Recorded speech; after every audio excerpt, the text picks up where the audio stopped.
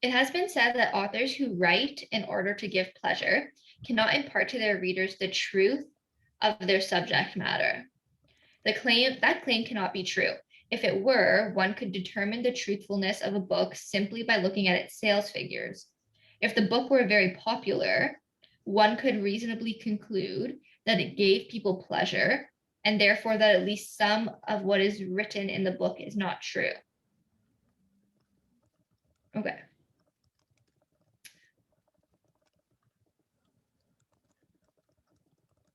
So basically, authors who write to give their readers pleasure, the stuff that they write is not really true. But then the argument is that this can't be true, because then people could tell the truthfulness of a book by looking at sales figures, because like the more sales you get, the more popular the book it is, and the more pleasure it would give people.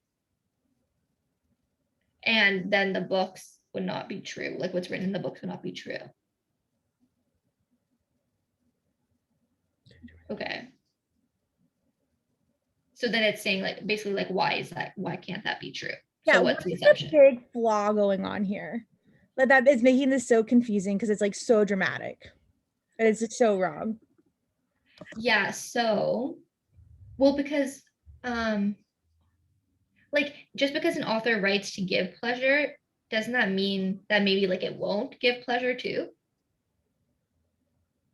Like we're saying like if okay, so I'm gonna break it down again. So like authors who write in order to give pleasure cannot like actually give their readers the truth of the subject matter. Like we're saying this can't be true because then we would determine the truthfulness of a book just by looking at sales figures. So they're saying like they're assuming like just because our sales figure like that like how high the sales figures is correlates or causes how true the book is. But couldn't I be successful without and give you be a successful author? Maybe not like number one, but still give you truth. Yes. Yeah. And that's what our issue is going on here. And the claim talks about writers in order to please people, right?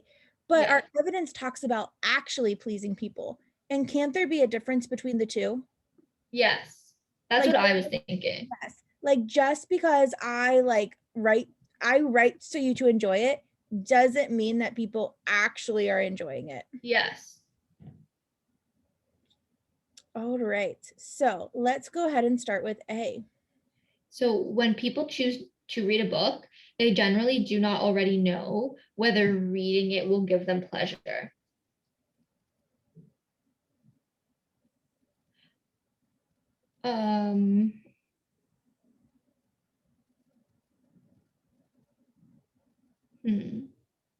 Like I feel like this is true, but I don't think it's yes. I think this actually hurts it because we're saying like the truthfulness of the book is in sales figures. So if people don't know what is happening, like if people don't know if it's like they're gonna like it or not, then they're buying it just on chance. And then the sales figures wouldn't result on if I like it or not, because the sales figures would just be by chance.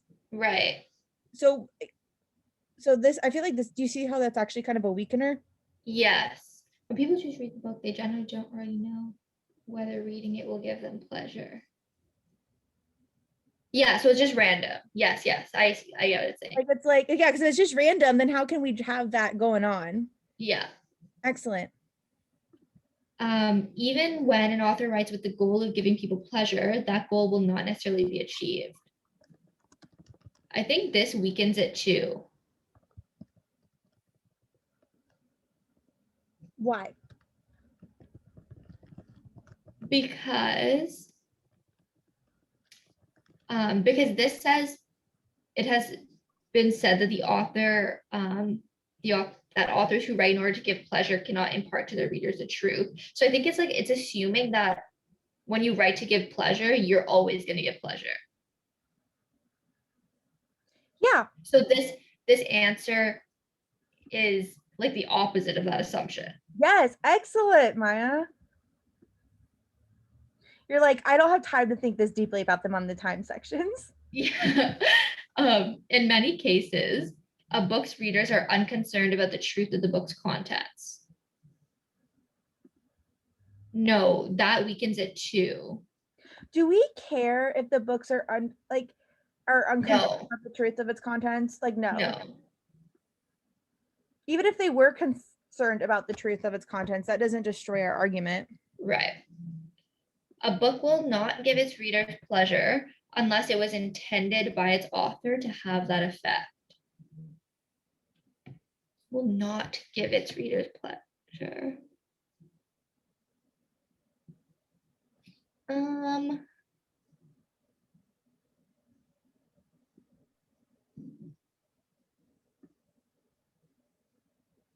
So what is this? Yeah, okay, so I think this is actually a good answer because it's talking about like the power of intention, which is what Yes, which that's is something so that we've been talking we about. said there was an issue between giving pleasure and actually enjoying it. Yeah. So how would you negate D? Like, what would be a negation of D? Okay, so hold on, I'm just gonna write it down so that I can visualize it. So a book will not give its readers pleasure unless it was intended. So intended pleasure. So if it wasn't intended, if it's not intended, then there won't be pleasure. So I meant like just negate the answer choice. Like, not you don't necessarily have to do it. Sorry, I don't mean negate it in the terms of like conditional reasoning. I just mean, Yeah. so like this would be like a book might give it pleasure even if the author didn't intend to. A book might give readers pleasure even if Yeah. the author didn't intend to. That would destroy our. Oh, yes, yes. Yeah, yeah, yeah. You Yeah. see how that? Yeah, that would. Yeah, where we're assuming that the author has to intend to give pleasure in order Yeah. to have pleasure. Yes. All right, and then what about E? A book can be popular for reasons other than its ability to give readers pleasure. Well, we're not really talking about that right now. We're not talking about things being popular. Yeah. And we're saying that popularity was actually a good indicator of pleasure, right? Yes. So this honestly would be a weakener, right? Like, because we're trying to say that the truth, like how much we enjoy it, is what, yeah, pleasure is the only reason, not truthfulness. Excellent.